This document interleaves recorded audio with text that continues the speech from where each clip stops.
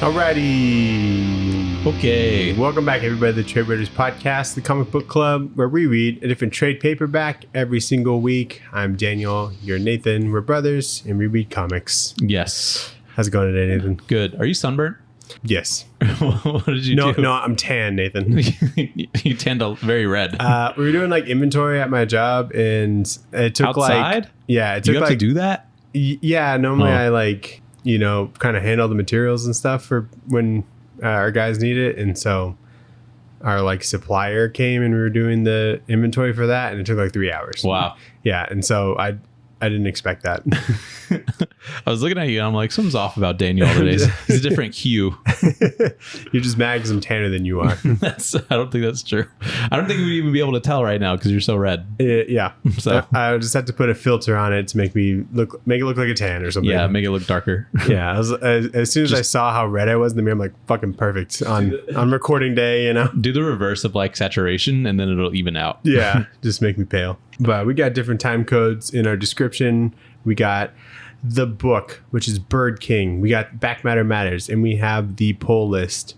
But we start with the news. Yes, sir.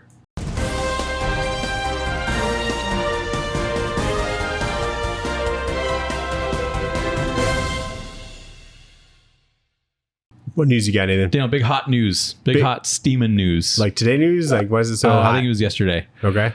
Jim Lee promoted to the president of DC Comics. Oh, promoted. You said promoted. I'm like, what is he promoting to him?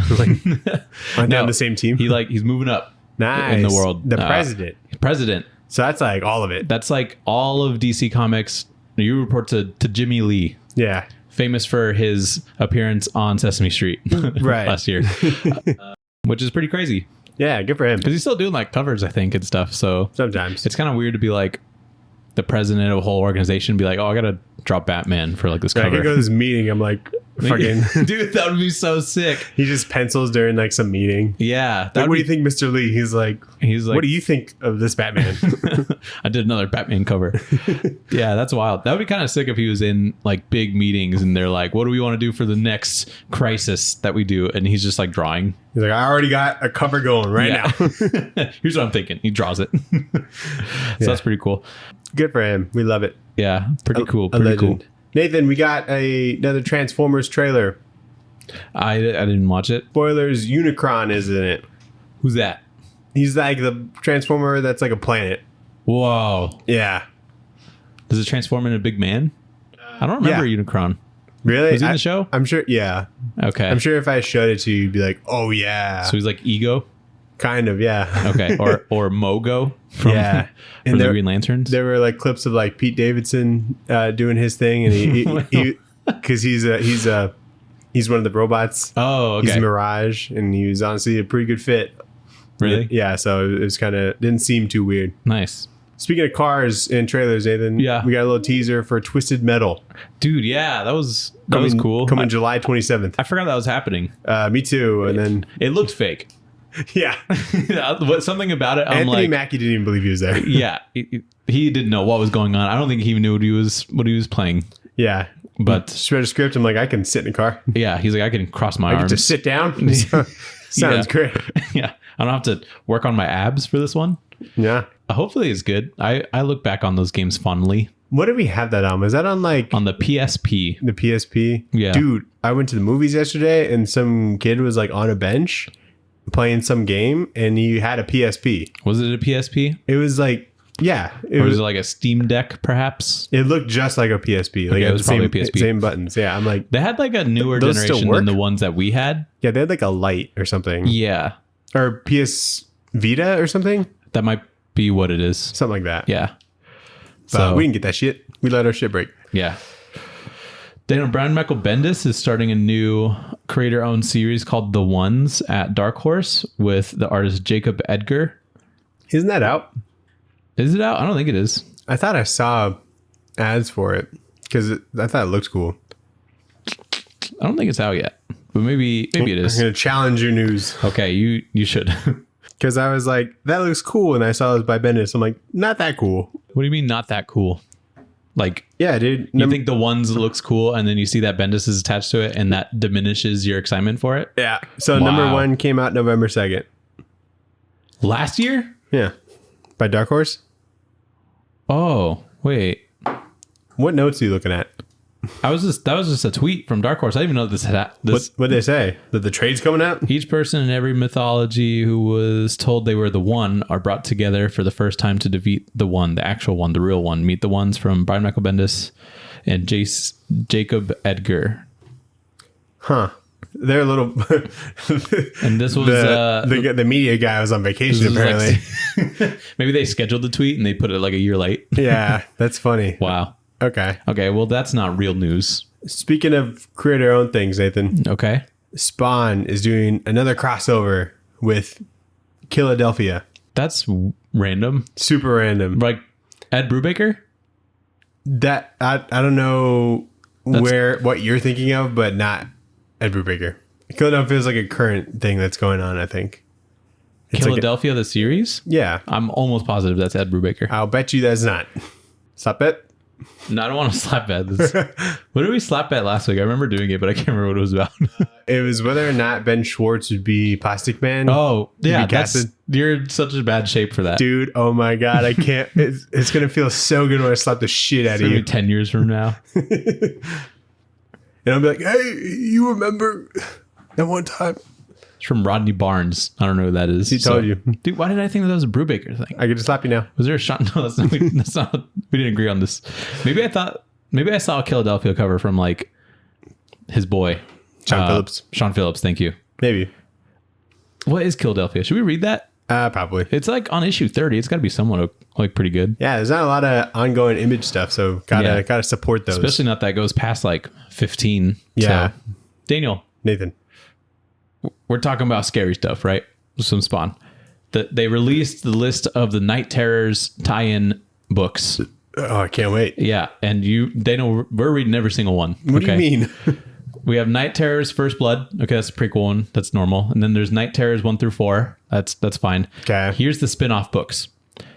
Night Terrors is in front of all of these titles. So there's one for Action Comics, Angel Breaker, don't know who that is, Batman, Black Adam, Catwoman, Detective Comics, Green Lantern, Harley Quinn, Nightwing, Poison Ivy, Punchline, Ravager, Robin, Shazam, Superman, The Flash, The Joker, Titans, Wonder Woman, and Zatanna. Ravager? What is that? I don't know. God damn, dude. That's like 20. What the fuck does Harley Quinn have to do with that? Each of those series have 2 issues. So it'll be July and August when all that shit happens. Should we buy that? Or like at least the first one? I'm gonna read the main series probably. Yeah. I think it's like we talked about it twice and I can't remember what it was. Josh Williamson's doing that? That sounds right. Okay. I'm gonna buy the Green Lantern tie-in just because I'm scraping the bottom of the barrel for anything Green Lantern. But we'll see what that is. Cool. But yeah, what a ridiculous amount.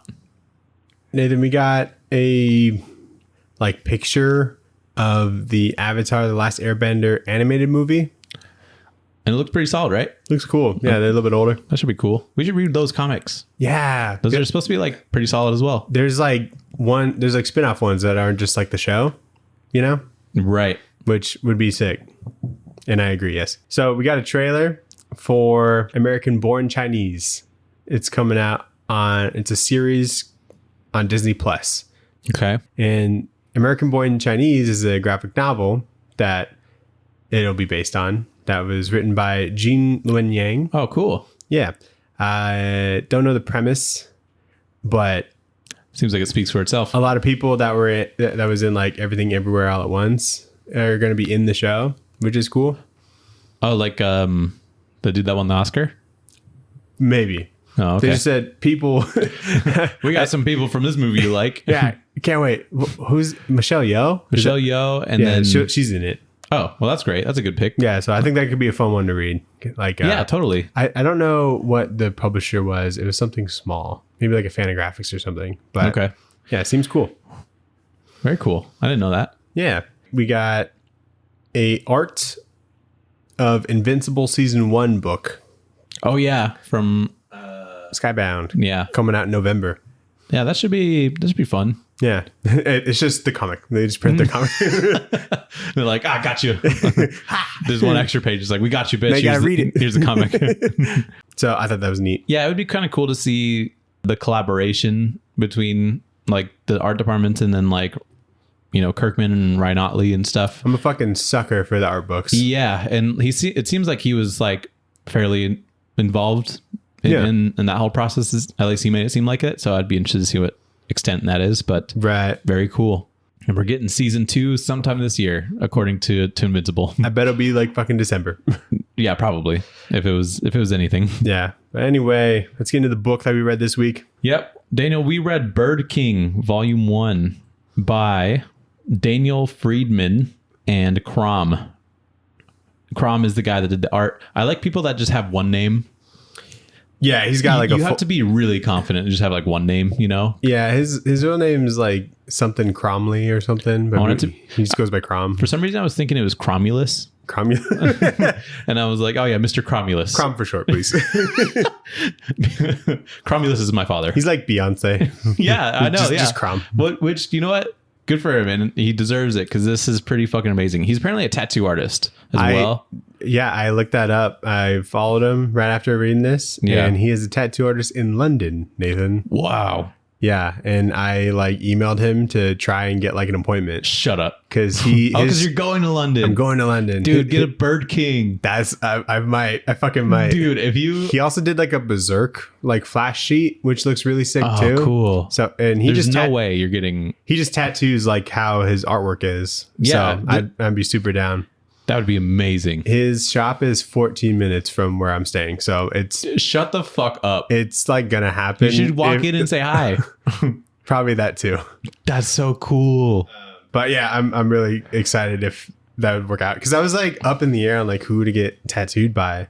But now that this is an option, I'm like, absolutely. That would be amazing. Getting tattooed by a comic book artist? Yeah, you gotta buy the physical thing, have him sign it as well. He sells like signed copies. In London? Yeah, either London or Paris. I was more leaning towards London. Oh, okay. Very cool. So yeah. Well, what do you think of the book? I don't really know 100% what happened, but I loved it. You know, I loved every panel. The Mike Mignola, Andrew McLean, like inspiration, like vibes. Were awesome. Perfect. Yeah. And it was just like, I just love like all the decisions he was making, like artwork wise. And the story just works so well in this style, you know, like if you try to imagine it, like I think only like Chris Anka or something could pull off something like that, like in vein of White Trees, you know, but so only like certain art works with certain stories, and this one fucking like nails it, you know? Yeah, totally. This is a fantasy book. I'm not a big fantasy genre person, but I absolutely love this. I eat up fantasy I think is such a testament to like how good it is, because it's like this like unique world. It's like a unique land that like, you know, doesn't exist, and there's like the different kingdoms or whatever, and they do a fairly good job at like explaining those. But I really enjoy just like all the designs of some of there's like these things called wraiths, which are, I don't know, monsters pretty much. Yeah. And they all look super cool. They have their own distinct identity. There's some like assassins that look really cool. Just like the whole world I fell in love with, which I think is... There's a fucking map. Love a map in a comic. I love when someone makes a map. Yeah, they're like, we gotta go here. I'm like, oh man, it's way over there. I know. I flip back to the beginning. I'm like, holy shit, that's a far. I'm like such a sucker for like a silent brute like story. Yeah, you know? Totally. Just some big guy who doesn't talk. Kind of like good at fighting, but he's chill. Like, you know? step by step. There was a moment where I'm like, this is step by step, and maybe that's why I like it. But I also like that BirdKing is like, he's like this big brute guy, but he also like likes the birds. He'll like let the birds like land on. Well, he is like a bird. He is a bird, I think. That's not very clear, but I like that it's not, because it lets your mind run wild. So they do that in like all the right places, I feel. The only thing that I noticed was that the sound effects were like a little weird. Like they're definitely like unique, like with certain things. I think lettering is one of the strong suits of this book. It is like strong, but just kind of like the words that they choose was interesting. You'll have to point them out, because I like most of them. Yeah. But yeah, let's get into it. So the story focuses on Bianca, who is like walking around in the beginning around Feather Hill is where she lives. And she's just like smashing statues just by herself. And then her friend Amela is marching to war under the rule of a guy named Agul. And they call Bianca an outlier because she's not joining the war efforts, I guess. Dude, so this kingdom or whatever has like this logo on their flag. A great logo. It looks just like the Fallen logo. You remember those skate shoes? Oh, yeah. Yeah, they were like thicker Fs, though. Yeah, but same shit. Yeah, same shit. But no, cool logo. Good logo. I love the whole environment of the book. Like he has the space to like create the environment, and so you see like a couple silent panels of just like everything surrounding and all the statues. Who knows how those statues got there? I have a feeling that they were like people, because there were a bunch of statues just like on weird positions. She's just smashing that I think shit. she's just basically smashing these people's like urns, essentially, is what it would be. Right. The horses that they're riding are super metal. Did you notice that? Yeah, they got like the wraps around their face for some reason. This is like a fantasy book that's super metal. Yeah. I feel like. So I Love enjoy a that metal a lot. book. Yeah. So she goes back to her master, who I guess is someone that makes swords for the war effort. And he says that he can't tell her why she can't register for the war. And he's like, go make some swords. His name is Thonir. His name is Thonir. Yeah. Sick name. I really loved this thing that he does with the shadows of their eyes. He just like colors them in black. Yeah, when they're like looking down or something, and yeah, because like it can be weird to draw eyes in certain angles. So he's just like, fuck it, and then fills it in, and it works. Yeah, because it's like she's like looking down and she's like not very confident in what she's saying or whatever, and she's like, they took my friend Amela. She's probably going to die in the war. Yeah, I just love a good shadow. Yeah. So that was chapter 1. Chapter 2, Bianca reads from like a history book that tells her about the wraiths, and there's a wraith for each kingdom, and kind of explains the world a little bit. And she smashes some more statues, and then the birds lead her to the king of Feather Hill, which is our BirdKing boy. But it's just a corpse in the armor sitting on the throne. Yeah, but we see him in action later. But I love this design. So sick. Like, I just love the juxtaposition of like his big ass wide body and like his little head up there. He couldn't even like look down. Like, yeah, he can't, because his collar is I don't just even so know if he has a fucking mouth. huge. Like, I've only seen him nose up. Dude, what made me so mad looking at this at CROM's page is that he had toys of BirdKing made. They're like 10-inch vinyl figures, and they were like all sold out. I looked at CROM's store. Yeah. I almost got like the poster. I might still get the poster. He has a poster of BirdKing, and I'm like, God, this is so sick. But yeah, the toy, it just looks so fucking sick because it has like the fire head, but then it gets later. It's so sick. That's so cool. And I was like, I need to steal this from somebody. Yeah, I love the color palette of BirdKing as well. Like the shade of like bluish green on like the metal, and there's like gold parts to it, and then like the red that clashes. It's just like super, super fun.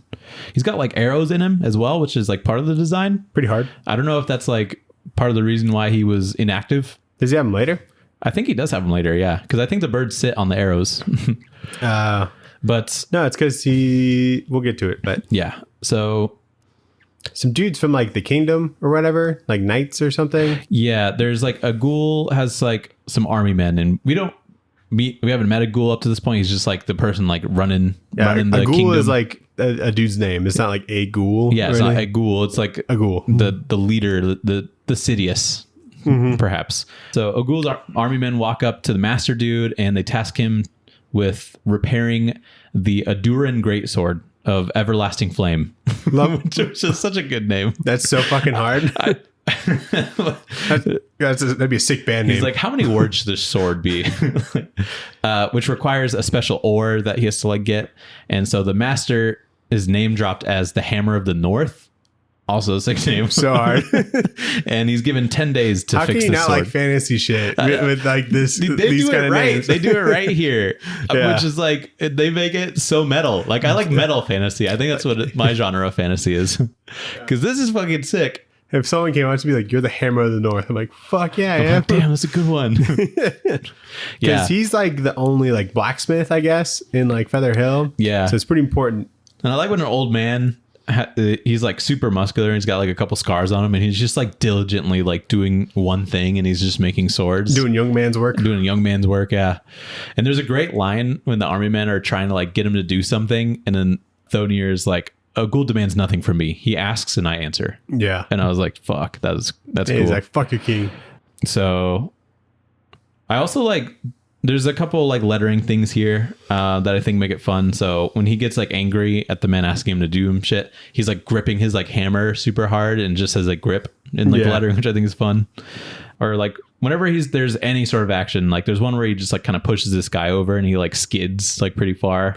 I think the lettering really adds to just like the power of it, right? Which is cool. But or like the birds when they're flying around, they're just like chirping around. That gives it a little bit more energy, I feel like. You'll get like a little flip for the flap of their wings. Oh man, I love that. Because I like when lettering is like when it's supposed to be like onomatopoeia, but they just like do the word. Yeah. And it's just like flip or whatever. Grip. So chapter 3, Master Thonir takes Bianca to the flatlands, which leads to like this big cave underground where Bianca finds the ore that they need, but also tons of like skeletons and like paintings and stuff on the wall. And she's like, well, that's weird. And then they go home and Bianca blacksmiths the Oduran greatsword.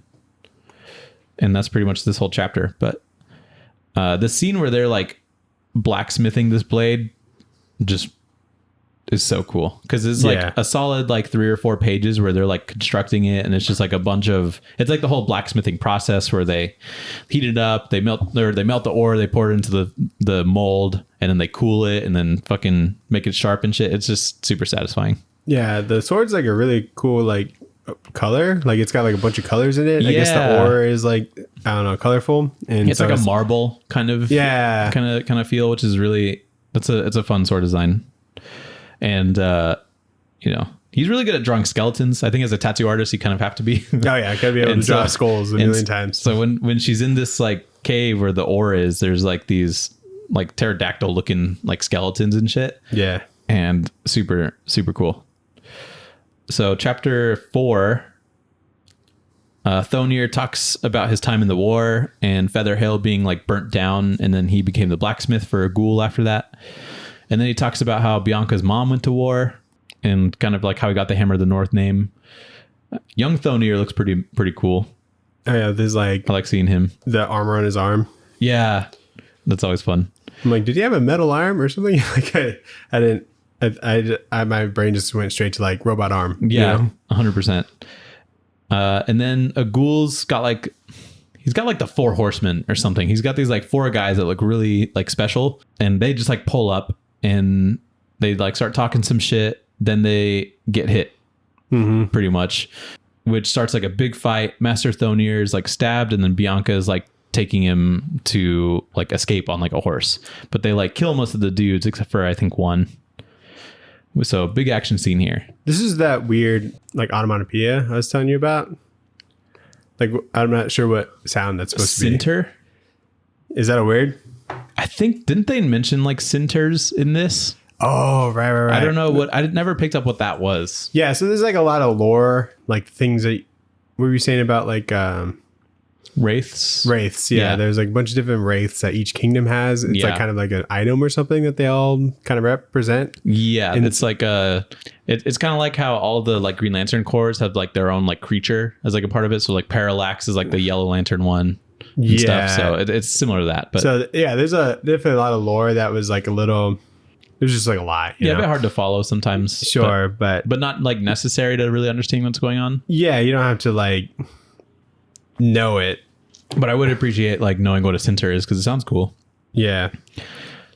And there was something about black steel can like wake the dead, and the black steel is like what is in the sword or something. Oh, cool. Did you pick up on that? No, I didn't. I wrote that down because I'm like, oh, weird. That's cool. Yeah, it sounds pretty cool. I imagine that's something a ghoul would want in general. And yeah, so this chapter like ends with her carrying off Thonir, who's like stabbed on a horse, which is definitely like it feels like The Last of Us. That's just like what it reminded me of. When like this little girl taking care of this old man who's seen a lot, and they're just going away on a horse while he's like bleeding out. Chapter 5. So is this the one where so something happens to where like Bianca is revealed to be like a centaur. Did you go over that? No, I haven't. I didn't really understand it. I didn't write down much about it. So I guess like a centaur has something weird with their blood for some reason. Like Thonir is one, and that's why his veins and like scars are all like red. Oh. And when she's like burned by like some coal or fire or something like that, that centaur sound kind of shows her scars and like veins kind of inflaming, you know, and she has them for the rest of the book. And I guess that's just a special type of person or something. Interesting. Maybe it's just people that are able to be blacksmiths or something. Yeah, maybe. And that's why she wasn't able to like go to war because she was a centaur. Yeah, like she was. So she's destined to like be a blacksmith. I don't know about if it's a blacksmith, but it means something. You know what I mean? And that probably will come to fruition later. Yeah, there's a volume 2 of this that's coming out, I believe, pretty soon. That's cool. Yeah, because this was just a trade that came out. It wasn't printed in issues.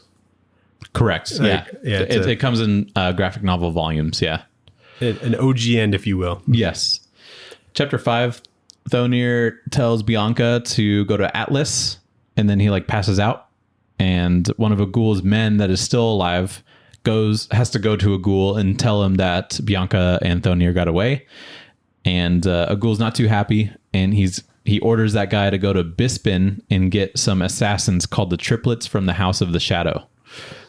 Which is, I just love the longer the name. Of course. It just becomes cooler. Like, dude, fucking Agul's like throne, so sick, dude. It's the like most metal bloody. shit. There's a fucking eyeball above him that's just dripping blood. It's so good. And there's statues of like just like people crying and like there's people blood covering their eyes, especially. And then there's like an eyeball above him that's like bleeding, and it's like this all like mixes together so well. Too. And Agul, yeah, he looks fucking unreal. Something with eyes with him because he's got bandages over his eyes and there's that blood are like on him. There's blood spots for where his eyes would be. He's got this crown of leaves or something for some reason. That's the nicest part about him. Yeah, it's very pretty. Very cute. And he's got like a shoulder coat full of skulls. Yeah. It's so rad. And like he like orders this guy to bring like a bushel of tongues to the assassins, which are supposed to like tell those people like what to do. Yeah. And so he's got like a bunch of severed tongues that are just like, I guess I imagine them just like moving like constantly. And like they have like little word balloons like that come dripping out. Saliva. Yeah. Oh God, it's gross. And I'm like, just like a text message maybe would suffice. Send a raven or something. Yeah. But like I just imagine them like all moving. And I like the little word balloons that come out of them as well. Cause like you know that they're like saying something. So I guess like that's his message of like his way of like getting messages around or whatever. But it's like it's really fucked up. But and then like when Agul's talking to like the dude that failed, like hands come out of the ground and just grab the guy to like scare him. I'm like, this is so sick. You guys be pulled to hell or something. Like, yeah, I know. I don't know. Yeah, it was really cool. And so just like the level of like power that this dude has is pretty like unknown, but we feel like it's a lot. Yeah, it's like it was a really powerful scene to just like really paint this like fucked up picture of like how powerful this guy is, how scary he is. And I feel like it's one of the better ways to like get introduced to like a big bad, because sometimes you'll get like introduced into a big bad and you're like, okay, what makes him like the big bad? This is very clear in this story because he just got like tongues in his back pocket apparently. But yeah, it's super cool. Very, very powerful storytelling on both parts. I'm a sucker for a big sword, Nathan. I love a big sword, Daniel. And like it's all wrapped up next to them when they're sleeping. So and it's bigger than Thonir, you know? Like how are you supposed to wield that? Yeah, they got to carry that shit around. It just drags on the ground, I imagine. So yeah, they're like hanging out, they're sleeping, trying to recover. And then a red bird flies into the BirdKing and takes the wraith blade that they crafted and like just like wakes up. And this startles Bianca and she like runs, but she goes straight into Agul's men trying to hunt her down. And then BirdKing absolutely wrecks them and consoles Bianca for Thonir's death, which is a fun scene. So I love this whole sequence where like this red bird, which I think is like the source of like the BirdKing. That's like actual like BirdKing is like this bird. He like flies into this He's got a skull in his chest. He's got a skull in his chest, which is fun. Like this bird is basically piloting a mech. Yeah. Of like this super cool like wraith dude. And when he goes in, like the skull like starts to be on fire and like this blue flame. And it's just an incredible design. And seeing him in action as well is also super fun and satisfying. And then seeing him be like the gentle giant and like console Bianca. Very cool. So. And I feel like there's not enough designs with like flaming skulls, you know, like more character flaming designs. skulls. It's just Ghost Rider, and he just got there first, I guess. I don't know. Cornered the market. He did. Yeah, he monopolized. And I think BirdKing's here to make it a duopoly or whatever it's called. An oligopoly? An oligopoly, I think. Yeah, I think that's right. Dude, I did not want Thonir to die, but it just makes sense, you know? Yeah. And it's fine, I guess. I love the scene where BirdKing cuts this guy like straight in half. Oh, like down the middle. Like down the middle. And it's just like you just see like a red line and you're like, oh fuck, he's definitely cut in half.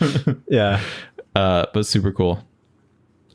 So chapter 6, BirdKing helps Bianca bury Master Thonir, and then Bianca starts to head south, and BirdKing's like, I got like nothing else to do, so it's like I'll follow you, I guess.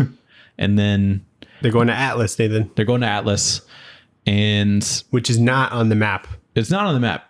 Yeah, so, I noticed that as well. And I'm like, where are we? Must be really fucking far. Because the Feather Hill was on there, the Flatlands was on there. So she didn't really know about Atlas before this? Before the story. Yeah, she's new to head south if she wanted to go to Atlas. There's a little bit of lore about Atlas being like overrun by like evil shit, and that's why they were where they would need to be. But then it turns out that it's like the other way around, and where they are is where the evil shit is. They like really welcome like the Sintered. So that was something that they mentioned. They like welcome like the Sintered people. Atlas does? Yeah. Oh, okay. Interesting. So that's like, I guess. I just need the second volume out, dude. I was ready to keep reading. Yeah, dude. As soon as it ended, I was like, oh, fuck, that's right. I really thought there was going to be just like so much more. I was just like on a roll reading it. I'm like, oh, fuck, that's the end. Yeah. Yeah. But yeah, so Bianca starts to head south towards Atlas. BirdKing follows. And then that one Agul guard makes it to the triplets who like chain him up to like be their eyes. So we see the triplets of Bispin. These like these assassin people. They have like big scythes on chains, which is such a fun idea. Hell yeah! And they like drag him. They like lurk in the darkness. I don't think they really have eyes, or they can only maybe see in like the shadows. They can only see when they're in the darkness, which is so cool. Such a fun idea. And like they live in like this hole and are connected by like that's like there's like a chain that goes down into the hole and it's connected to like a big bell. Why? So random. Who came up with this? Yeah. Does it make a sound? I don't know. But yeah, they're super cool, and it's fun seeing him like get dragged into that as well. And they kind of look like a Grim Reaper type.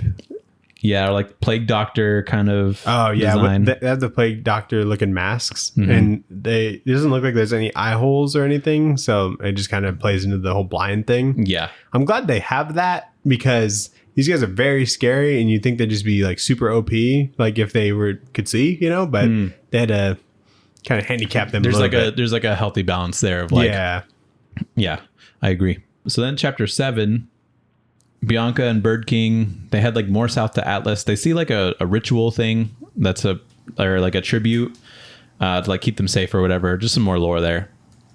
And you know, BirdKing, he does still have the arrows in him, by the way, but he's like like letting little birdies fly around him and like hang out on the arrows and stuff. I just love that.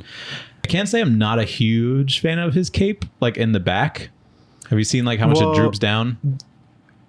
Well, and it's kind of cool because it's like battle worn. Oh, you mean like from behind? Yeah, from behind. Just looks like one of those stringer tank tops that you see in the gym. yeah, it does. Maybe it is one of them. So you would like it better if it was just kind of like started at the shoulders. I'm cool with it drooping, but it like droops down to his ass. Yeah. So maybe like a little. I like that it's there because the red gives like a lot of contrast to the whole story. Yeah, you know? I think the cape is needed for that contrast, but I think the design of the cape might have been trying a little bit too much, but that's literally the only, I still think he's like one of the coolest characters ever designed. I'm gonna get a tattoo of the back of BirdKing so you can see the droopiness every time you see me. And I will make fun of you for it because the front of him is so much cooler. Can you imagine going to CROM and be like, can you just do the back of BirdKing? Yeah. I really like the cape. Big fan of the cape. So yeah, they're going to Atlas, Bianca's like talking the whole time. Like BirdKing does not talk at all, so he's just like listening, I guess. Yeah. He could think that she's really annoying. He probably has no eardrums, so I don't know. He's a bird. Bird's here, I think. So true. And then they're ambushed in the forest by the triplets, and they have to fight them off. And this fight escalates so fucking fast. Like the horse gets wrapped up in like the scythe chains and then gets chopped into like bits. Yeah, like all three of their scythes like wrap them out and then they just pull and it's like whoosh. Which is, I was like, what the fuck? Like that just happened so fast. It looks like Jenga falling over. Yeah, like, it's unreal.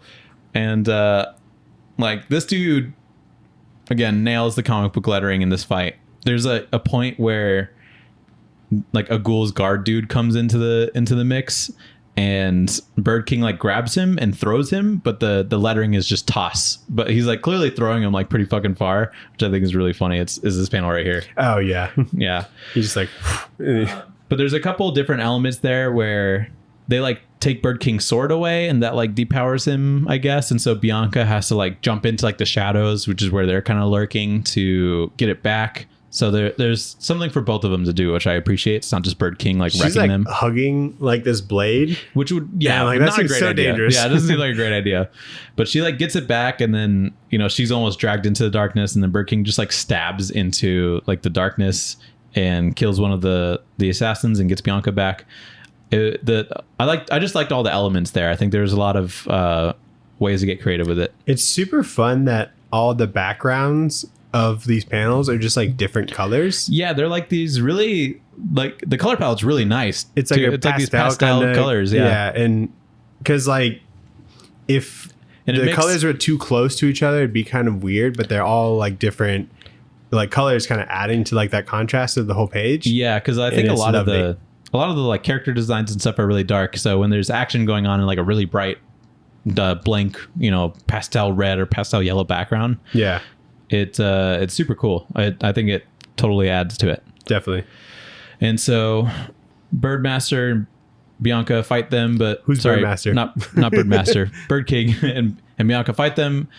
Listen to our new episode of Birdmaster. And so they eventually kill them all, and then they leave a Ghoul's Guard to tell a Ghoul that he failed again, which is like the worst case scenario for this dude. He's like, just kill me. Like, I don't want to go back there. Yeah. And then that's it. That was the end of book 1 or end of act 1. Very important panel, Nathan.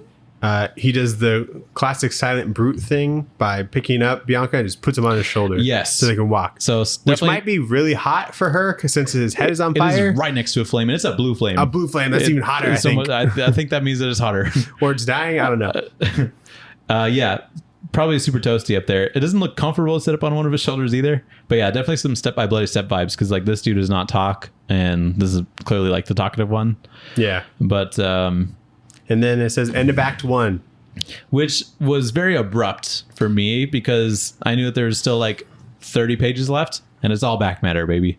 But I was like, damn it, I want more of this, So yeah. I was like, shit. But that was the book. Let's get into back matter matters. Back matter matters. We got the making of BirdKing, Nathan. Yes. This is premium back matter. Yes. And I mainly just wanted a bunch of CROM stuff, and they definitely delivered. So just like some BirdKing designs, first and foremost. We see the bird, which is BirdKing. He's got like the skull on his chest and just what the bird looks like. But I also like that he has like the color palette like next to it as well. That's always fun. I always like when they have that. So they have one for like BirdKing, and this is the one that he like made into like a poster. Wish I could tattoo. Should I just get the bird? The bird would be kind of cool too. Bird would be kind of cool. Yeah. Which one of these poses do you think? Maybe just like the center one? Definitely with wings out, like the top one, top center. Top center, yeah, that's a good one. Or I think ideal would be like what I would want, like going in would be like this BirdKing one where he's just like playing with the birds and he's just standing. Yeah, so you get the full front, which is adorable. Adorable. His rib cage or whatever is like super wide as well. Yeah, it's cool. But yeah, I like that we never see like his chin like this entire time. I don't need a chin. I don't need a chin. I just like the top half of the skull. We get the designs for Bianca, Master Thonier, and then like pencils. So clearly like him, CROM figuring out who these characters are, what they look like, which is super cool. We get to see some of the thumbnails. We even see some of the wraiths, which I think BirdKing is the only wraith that we see in this, really. So there's some people, or maybe that was Oh, so you're saying concepts. like BirdKing is like the wraith? I think BirdKing is the wraith of Feather Hill. Oh, so I think that was the idea. Other wraiths. So there's like sick. 5 more. So he's five more super sick CROM designs. This is like spoilers. It could be spoilers. I don't know. So we could see like what the other wraiths look like in the other thrones or whatever. Yeah. Some more designs, lots of pencils, which is cool. I was looking at each one for like a couple of minutes. Yeah. So this all kind of came from like original like doodle, I guess. And so like Hellboy. Yeah, I guess so. Yeah. Wow, this is a European Mike Mignola. Right. Yeah. So there's definitely like a lot of like rough, just kind of sketches on like trying to put this all together. You know, being able to just like produce this just like randomly, I think is so cool. Mm-hmm. Then we see like some like thumbnails for like pages, and then we see like the entire process from script to like completed page with like the initial like rough sketch, and then like the blue pencils, and then the inks, and then like the flats in colors with the like lettering all the way to like the finished page, which is super cool. We see that for a couple different pages, and then that's it. And then we see the map again. But yeah, that is BirdKing. It'd be kind of cool if like they had this like first map like at the beginning. They did showing like but like showing Bianca's knowledge of like this world, and then like the one at the end has like Atlas in there. Yeah, because it was an element that like she's never been outside of like Feather Hill. Yeah, I guess. And so when she went to the flatland, she's like, "Wow, this is gonna be so cool," but it's just flat land. So, right. But yeah, that would be a cool addition. Yeah. So by Dark Horse, great book. Yeah, Nathan, what do you rate it? This is like incredible. I like the fact that it's like the first time in a while where I've read a trade and then was like sad that it ended, especially for like a fantasy book, which I'm typically not like super crazy about, or I'll get like a little bit bored because there's too many elements being introduced at the same time or whatever. Sure. This is definitely like a gotta have it for me. My only criticism is that I just want more. So same. Yeah, gotta have it for me. Favorite, ice cream on there, all your nice toppings. This is a treat yourself. Kind of gotta have it, Yeah. And that warms your heart. Yeah, dude. This would definitely be a big contender for like one of our best books that we have like reviewed. You know, because this one came out last year, but we didn't know about it. So yeah. I think it definitely would have won like best new book kind of thing. I think I want to say the new one comes out fairly soon, in like a couple months. Wait, when did you say this? Where'd you hear that? This came out in like November, I think. Oh, okay, maybe not then. So probably.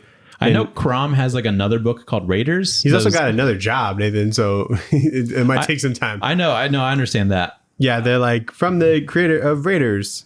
And so I almost will just like want to read, because I think it's also Daniel Freedman that writes it. Yeah, they seem to be homies. Yeah, which is cool. So yeah, no. So gotta have it for you as well. Gotta have it, Nathan. Yeah, you gotta. I want to buy it physically. I want to have it on the bookshelf. That's a lot of different scoops of other pastel colored ice creams. Yeah, we'll have like a strawberry. We'll have like a mint and chip. We'll have like and then lots of toppings. Yeah, lots of toppings. Like lots of good stuff. I don't know if there's like little skulls as like candy you could put on there. Yeah, or like some cherry like sauce for like all the blood, like in a ghoul's fucking temple. Yeah, dude. Super cool. I highly recommend. Definitely.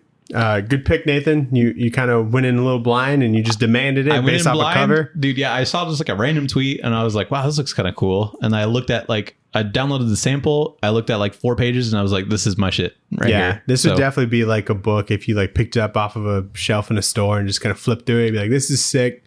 It's going home with me. Yeah, I do that a lot too. Like I'm trying not to buy that many number ones for like normal books, but like I still like take the bait a little bit and I look at the pages, and if it's like something that wows me, I'll still pick it up. Yeah. And so that's like what happened with this book. So for sure. So let's get into Back Matter Matters. Oh, sorry. The poll list. I'm gonna leave that in with the silence, because I'm like, I was looking at my notes and I was like, what's the next thing? And I saw I just wrote BMM.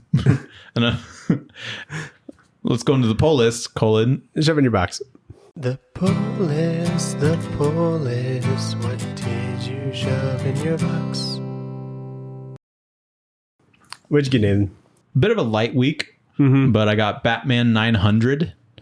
Or 135. Or whatever it is. Who knows? They're doing the Marvel thing where they're like, it's actually 900, but it's really 130. Really snuck up on us. Yeah.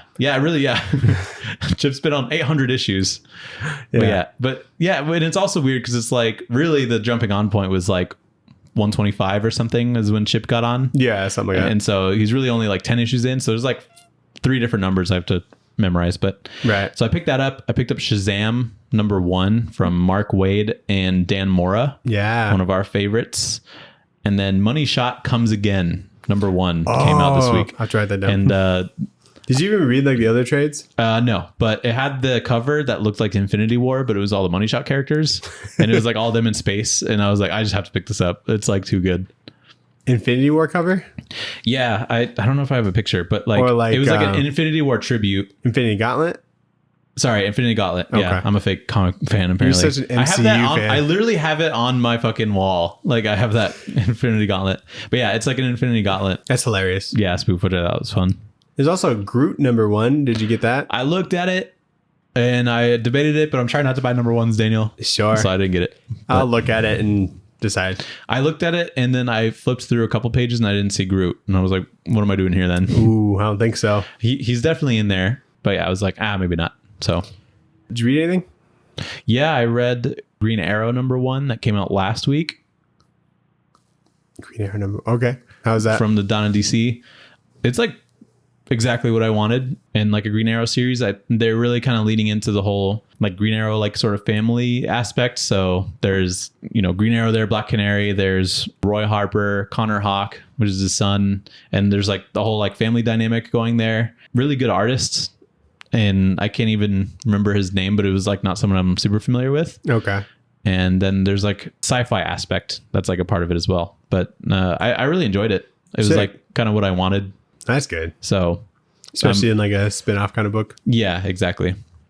And then I read Shazam #1. How is it? It's good. Yeah. It's like also exactly what I want in like a Shazam book, which never happens, I feel like. You know?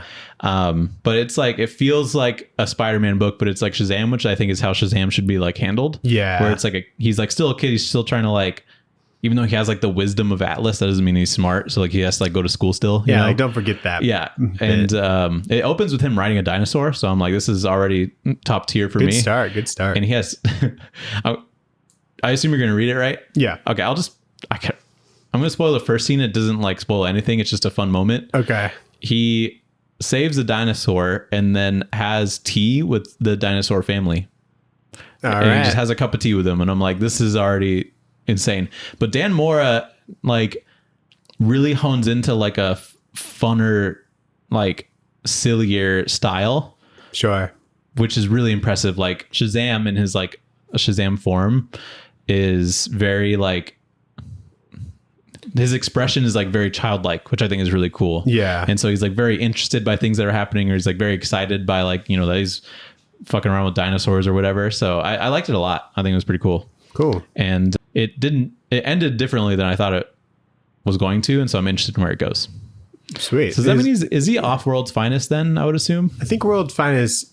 Or did that that's series still going. end? I think it's still going, I want to say. Because it's on like what, 14? 13? Didn't 14 just come out? You might be right. But like, so where do you stop, How does he do it? It has to. Yeah, like he can't do both. Yeah, so, but I enjoyed it. Cool. And then I started catching up on Chip's Daredevil, and because it's on like issue 10 and I have all of them, but I was like, damn, I need to catch up on these. Did you read the first series? Yeah. Okay. Not all the way through, but I have it. Just skipped. I read Devil's Reign, and then I read the first issue of Daredevil's Run, so I read like 2 and 3. And I'm gonna like catch up on that. Nice. I think as I go, because most of it's on Comixology Unlimited. Yeah. And sometimes I just want to like read something in bed, like in the dark. 100%. And so I'm like, okay, well, I need to catch up on this series, so I might as well just download it on Comixology, even though I've bought the physical book, which I think is kind of ideal. That's what I've been doing lately. Like So I I can have this physically, but it's on Comixology Unlimited. So I can read like on my break. I can read like, downstairs or in bed or while I'm taking a shit, We are the ideal reader because we're buying it physically. Chip gets the number for that, and then we're downloading on Comixology, and I assume he gets some sort of kickback for that. So or maybe he doesn't directly, but I like finished Batman Killing Time reading it on my phone. Oh, okay. Nice. I think I only read number 1 physically. But you have all of them? Yeah. And now I can just put them away. Yeah. And I read like the first trade's worth of World's Finest. Yeah. And that book is fucking bananas. Yeah. I need to catch up on that one too. How far are you? I'm only like 4 in. It was like right when Robin got lost in time. Okay. And like they had just beat that like devil person. I think I maybe read 1 issue after that.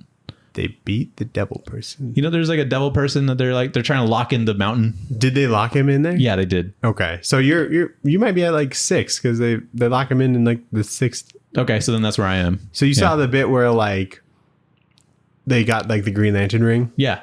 Yeah, that was fucking crazy. It was so fun. I'm like, this is so dumb, but I love it. It was great. They both had the will to get the lantern ring, and so they just merged into one person. Sure. Fuck it.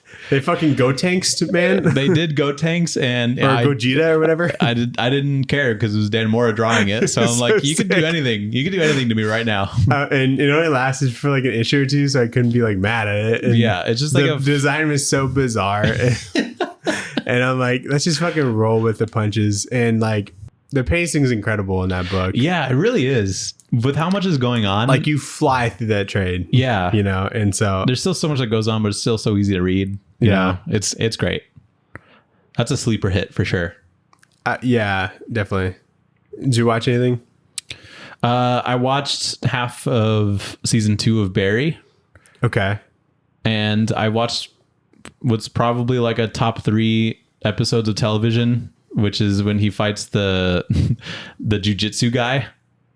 The jujitsu guy. It's like the whole episode is Barry trying to like kill this jujitsu guy that slept with like the cop's wife, the cop with like the mustache. And so Barry's like fighting him, and then he's got like a daughter that's a fucking gremlin like monster thing. Uh-huh.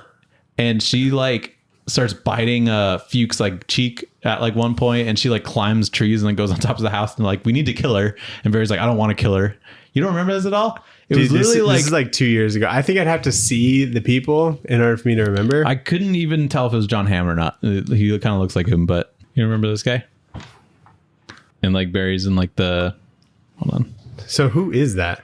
He's like a jujitsu guy that was sleeping with the cop that like Barry killed. Sorry, the cop that Barry killed, the partner of that cop. Yeah. His wife was sleeping with this jujitsu guy. And the cop was like, you need to kill. Yeah. I don't think I remember the context too much, but I do remember this fight. Yeah. The whole like episode was hilarious. The whole episode is just the fight. It's pretty much like a fight with him. Uh-huh. And then like his daughter shows up, who's also like an insane jujitsu person. Yeah. Kind of like a gremlin, but Barry like refuses to kill her. He doesn't want to like go that far, right? Yeah. And then like later they go to like the store after he thought that he like killed Ronnie, which is his name. And then they like fight in the grocery store, and there's like all this like shit that happens. Yeah. Okay. And I was like, what the fuck? And like, I was honestly like, need to like rewatch the whole thing. I that's like one of my favorite episodes of television. I was like so entertained the whole time. I like Sophia like came home, and I was like glued to the TV. I was like watching. I was like, I couldn't even say hi to her. Don't talk to me. I was like, that was insane. Nice. So, yeah, I'm catching up on that because I think I gotta watch more of that so that you don't pass me. Oh, are you not caught up? I think like season 4 is coming out. Correct. Right. Okay. Yeah, and so or is it out? It's coming out weekly, and I'm in like the middle of season 3. Okay. Yeah. Good season still. I watched The Hangover 3. I'm sorry. We were fucking scrolling for like a minute trying to find something, and we just could not agree on something. And like that came up. She's like, "Have you seen this?" I'm like, "No." She's like, "Should we watch it?" I'm like, "Sure." Like we just kind of like gave up. Have you ever watched that? The third one? I think so. I think I have. They have to go like back to Vegas. Yeah. And then Ken Jeong is like parachuting. Yeah. Yeah. And he's like naked. That's a or good whatever. movie. What do you mean? Just, you're sorry. I don't know. It's better than the second one. It is. That's not hard though. And it was like a nice bow on like the whole trilogy, Sure. you know? Yeah. Like John Goodman's in it. I'm like, I don't remember that. I'm like, is that fucking John Goodman? So it was like a throwback to like the first one, because when Mike Epps like mix up the drugs and like when he like accidentally gives them roofies instead of ecstasy. Oh yeah. He's like, man, Marshall's gonna be pissed off at me about that one. John Goodman plays Marshall, you know? Yeah. And so, and there's like a heist in it, you know, where they have to like steal some gold or whatever. I don't remember that much, but yeah. Good movie. I liked it a lot. And like Melissa McCarthy's in it. I'm like, this is so like random. Really? Maybe I've definitely watched it, but it was like kind of when it first like came out. I remember to, like, seeing digital. it. I'm like, I didn't really like the second one, so I didn't see the third one. Yeah. But no, I liked it a lot. Like there was like a joke in that I won't like repeat, but like we were fucking dying. Like we had to like pause it because It was like a racist thing. It was very racist. Oh, that's so funny. And we had to like pause it and then we like rewind it to watch it again. And it was probably the best part of the movie, which is probably not something that would come out nowadays, but great movie. Are all of them by Todd Phillips. they're all Todd Phillips films? Yeah. Wow. Todd Phillips is in it in this one. Oh, great. Yeah. Good for him. It was like Ken Jeong's like flying and then he's like, and then he flies by like a hotel room and Todd Phillips is in the hotel room in like a bathrobe, like paying like a hooker, I think. That's funny. And so, yeah, good movie. Very nice. Did you play Jedi Survivor? I have not yet, just because there's like apparently a lot of bug issues on PC, and I don't have a new generation Xbox. Oh, that's right. Yeah, I bought you one before I got myself one. Yeah, thanks, dog. You're the man. I even used my employee discount on it. Yeah, so like I was telling you about this, there was some bug on like Coruscant, which is the first planet, to where like I needed to make the zip line go to a certain area, Yep. but it stopped like right in the middle of, you know, where it needs to go, because there's supposed to be something there, like some piece of a ship. Yeah. And the guy you're with is supposed to go chop it down.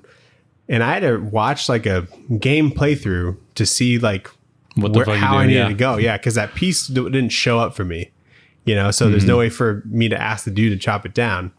So after like 30 minutes of playing, I just had to restart a new bad. campaign and redo everything God, that would be so annoying. in order for it to show up. Because I guess like, you know how you can go like different ways in the map. I guess I didn't go the storyline way and I went to this like side area How before dare I was you. supposed to. And then it's like, hey, there's even like a pop-up thing. It's like, if don't go this way because it's not the story way. I'm like, Okay. who cares? Like, fuck you. Yeah. And apparently it's fuck me because I put it on myself. Yeah. They're like, if you like go the side quest way, there's going to be a random, you know, villain that takes this pole. Yeah. It made no fucking sense. And so, yeah, to redo it. But since then, I haven't had any issues. So what's the idea of the game? Because I know I'm going to play it, but I haven't seen anything really it's on like it. a bit later from when the last one ends. Like you got the Mantis, but your team is like dismantled. They all kind Mantis is of the ship. Mantis is the ship. Do they have that thing that shows them where all the Jedi are?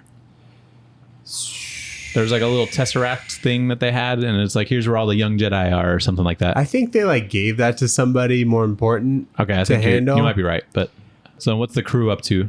The crew. So he's just okay. Let me remember the plot, because I've been really going pretty hard on like the whole like side stuff. You Yeah. know, finding every crate to get every little thing. Oh, I love that.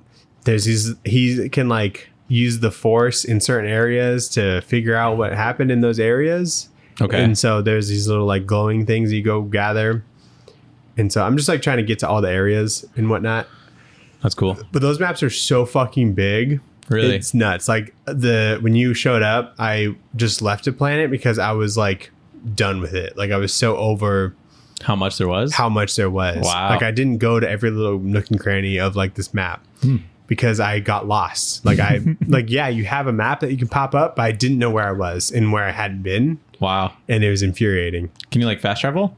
You can Stuff? fast travel, but like it's just like you don't know like where you need to go. You know what I mean? Because of how big it is. And oh, dude, you know that meme that you sent me about the Fallen Order? Bogdo? About Ogdo? There's a fucking another one of those. There's an Ogdobog 2. It's on Kobo, which is the second planet you go to. And as soon as I saw it, I'm like, fuck me. And it hit me once. I was fucking dead. No way. It says powerful as Ogdobogdo. Yeah, it was the same fucking animal. For those that don't know, there's a monster in the first Jedi Fallen Order video game that you just don't have to fight at all. It's not important, but there's a crate that looks really nice behind him or whatever. I don't even remember why I was fighting him, but it's literally like harder than most Dark Souls like monsters, where you have to just memorize every single fucking like movement he has and how to dodge it.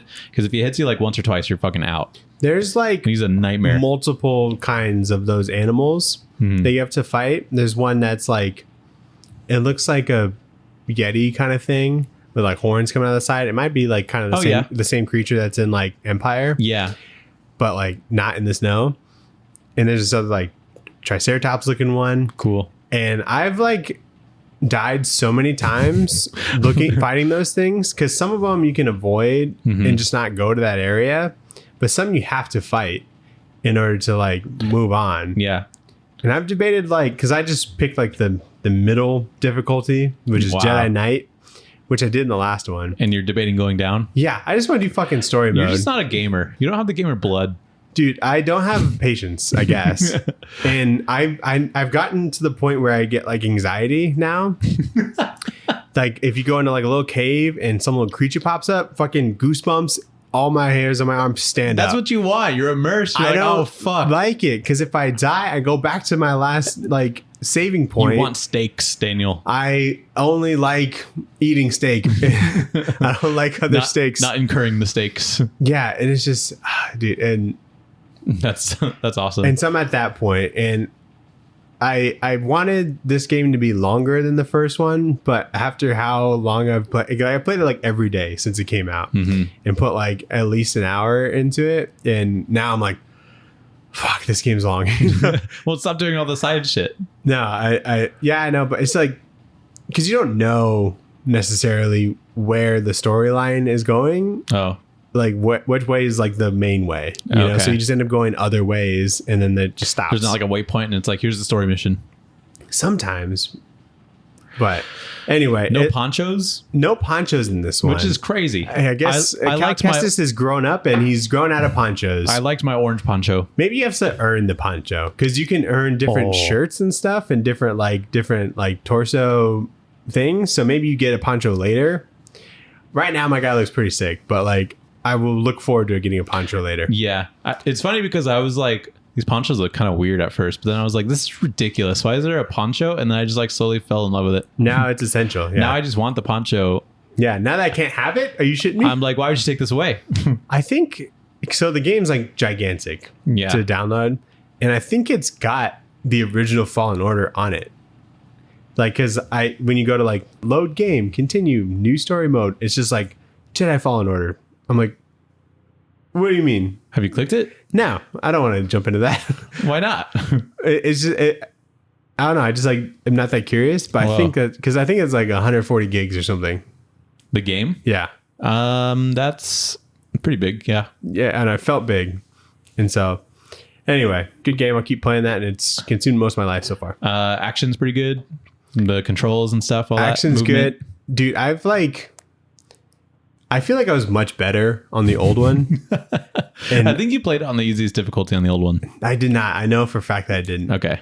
But I like was dying too much to the creatures to where I went into like the training to where you can like train like the fake stormtroopers or whatever. Yeah. So I can learn how to fucking like fight like close range and just like not die. And I was that desperate. You know what I mean? Yeah. I mean, this is your gamer arc. I fucking guess. Yeah.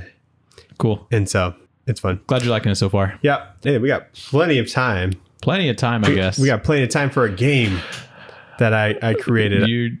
Need you to close your eyes real quick. Okay, you've given me a game. Let's do this. Do you want to explain the game while I have my eyes closed? Okay. So I don't know why Can I open my eyes? We were talking about this. No, because as soon as you open your eyes, you'll know what's going on. Okay. But I don't know why we were talking about this, but I was talking about Murder Mystery 2 last episode. Okay. And I was talking about how I knew Mark Strong was in it as soon as I saw the top of his head. Okay. Oh. Okay, you can open now. Yeah, okay. But you thought it'd be fun if we played Baldle, where you have to guess what celebrity is in this picture just based off of his head. I think I said eyebrows. Huh? I think I needed to see eyebrows. I already regret saying whatever I said. Eyebrows is too much of it. I think eyebrows are needed. Okay, so just take a wild guess. Guess the celebrity based off their bald ass head. Yep. Is this Mark Strong? That's correct. This is Mark Strong. Okay, all right. You're 1 for 1. Okay, this guy's... You might need to move your head a little bit to see like some of the colors. Where did you find these pictures? This fucking Google. Bruce Willis? Wrong. It's Stanley Tucci. Stanley Tucci. I always forget that dude exists. That's Terry Crews. Good job. How did you know it was Terry Crews so fast? Look at it. He looks like he has a strong, beefy bald head. You know. How do you work out your head? This is J.K. Simmons. Wow, good job. You're too good at this, dude. I told you, dude. I recognize that bald ass head. See, this one's hard too. Mark Strong? It's not. You're not getting Mark Strong again. Sorry. Who's the guy that plays Sinestro?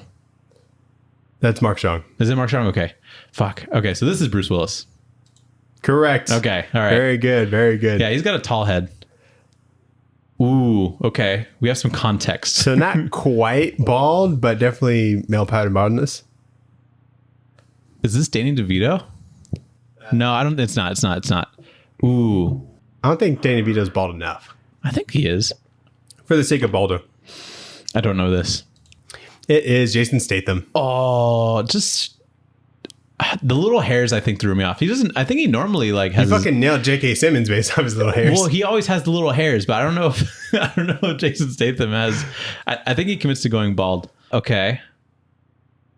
Thinner. So these aren't all actors. So definitely keep that in mind. Okay. Is this like an athlete? Is this Shaq? No. I don't even think Shaq's on here. I should have thought of Shaq, but okay, it's not Shaq.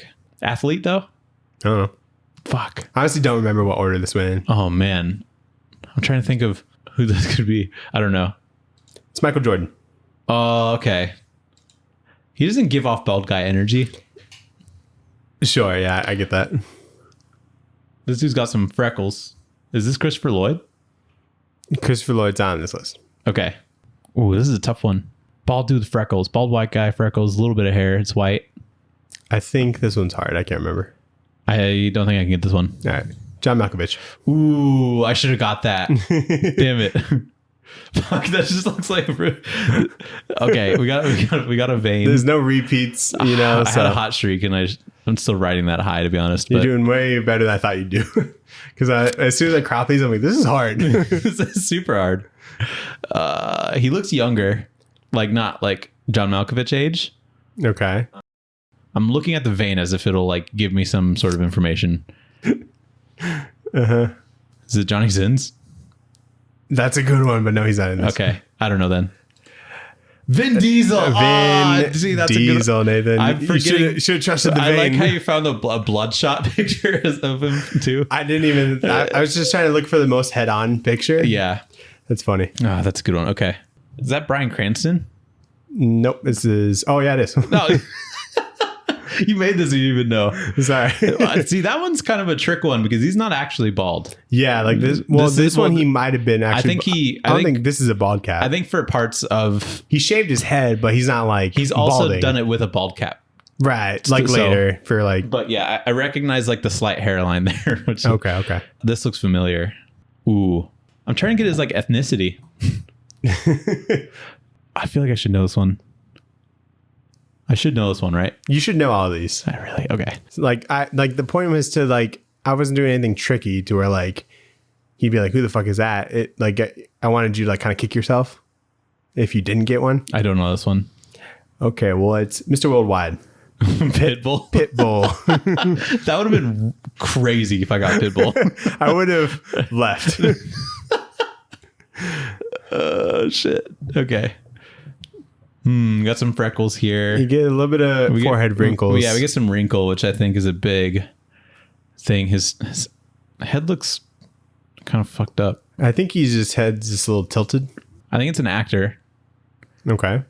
I don't think I know any white bald athletes. Yeah, but there's like Grant Morrison and like Tom King. Oh, I didn't even think of them now. Yeah. So. I don't know who this is. All right. Well, it's Patrick Stewart. Ooh, yeah, I should have gotten that one hot. Yeah, his fucking the wrinkles. Yep. God damn it. This one's a little easy. Who could this be? This is Mike Tyson. Yeah, give you a give me a layup. I appreciate that. Give you a free square. Yeah. What's that picture? He's so sweaty. This is a fun game. Wow, is that the dude from Breaking Bad? Is he Hank? Oh, you mean Huel? Not Huel. Oh no, you mean Hank. I mean Hank. I thought Hank would be too hard, so I didn't put him in there. Okay. Because I don't know like that actor's name. This guy has a pointy head. I don't know this one either. I'm gonna kick myself though.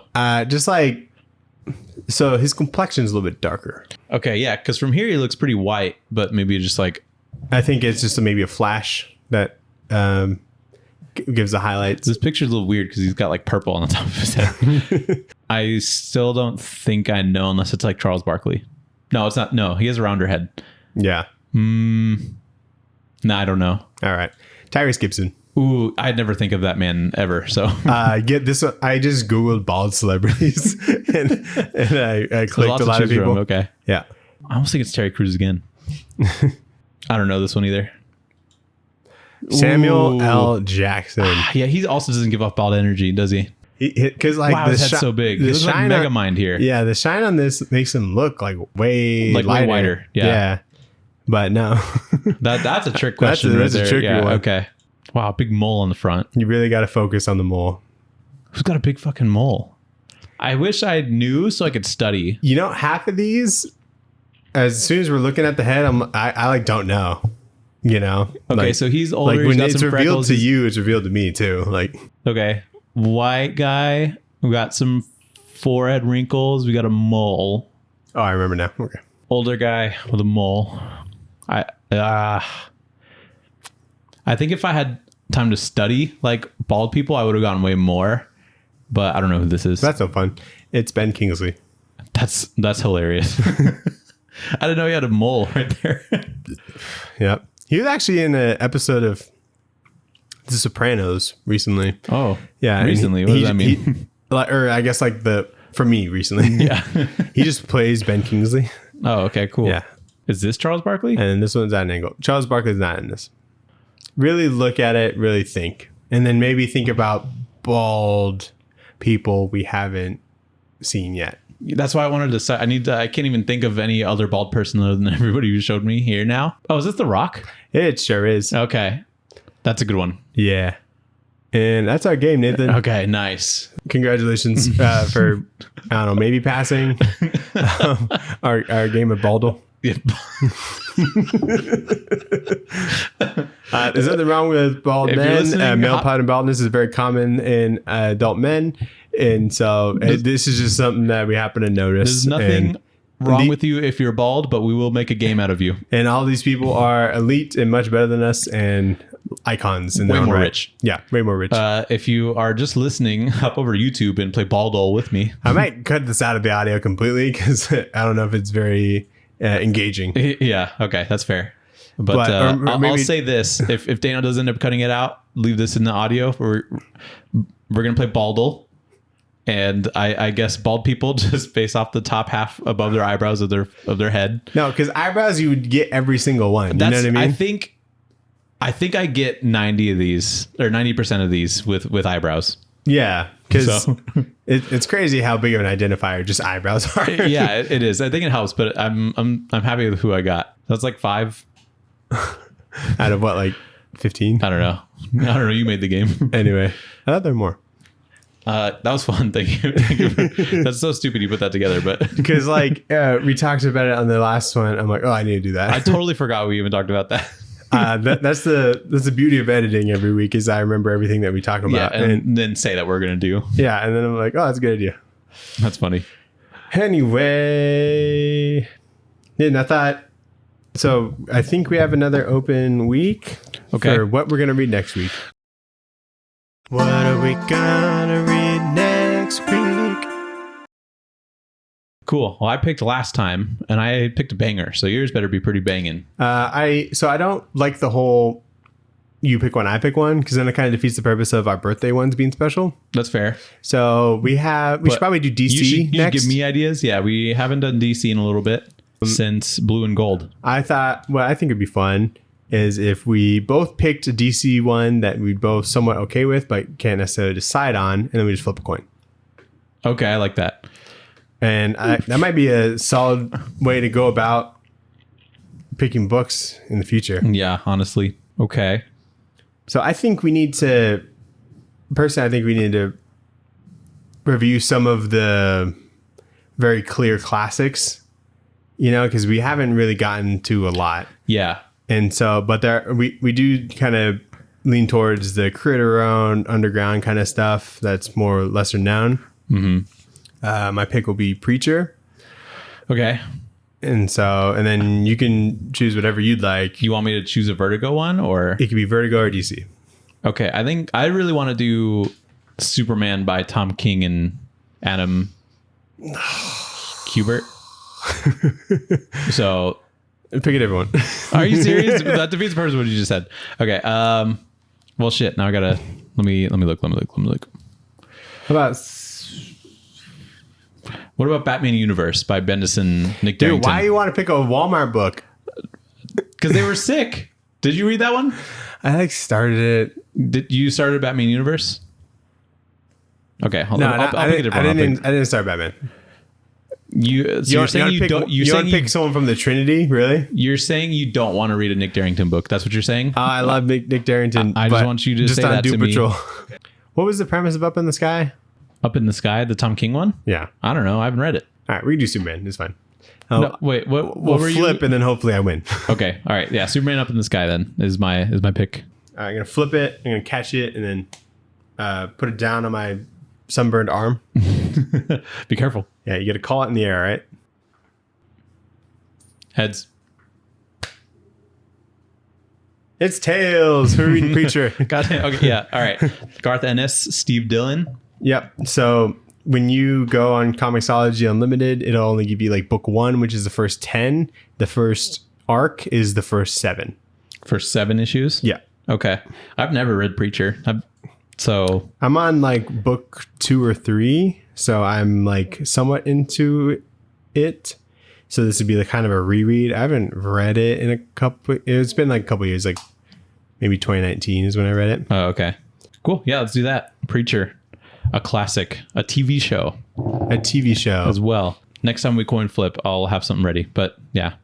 Yeah. So unless like there's something that like, we can just both really agree on, then sure, we'll just pick that. We don't have to coin flip. But I think it's nice to have. Yeah, totally. That's the show. That is the show. Thanks for listening. Thanks for watching. If you're listening, go watch our Baldle game where on YouTube, we got all our links, and our link tree should be in the description of however you're experiencing this. Go like, follow, subscribe. We appreciate it. You can email us at tradewaiterspod@gmail.com, and you can tell us what to read. Yeah. We need some DC books, apparently. Tell us your score on Baldle. Yeah. It's not as hard as you think it would be. Yeah. Or it is very hard. Much harder than you think it'd be. Study your bald men and then do it. It would be you really put hard. Some bald women on there. That would have been really impressive. So what was weird is when I looked up like bald celebrities, it was a lot of just like it was celebrity women with like Photoshop bald heads. Oh, that's strange. Like Scarlett Johansson was on there. It was like, I was like, what is this? Oh, okay. But anyway, yeah, thanks for watching. All right, bye. Yep, bye.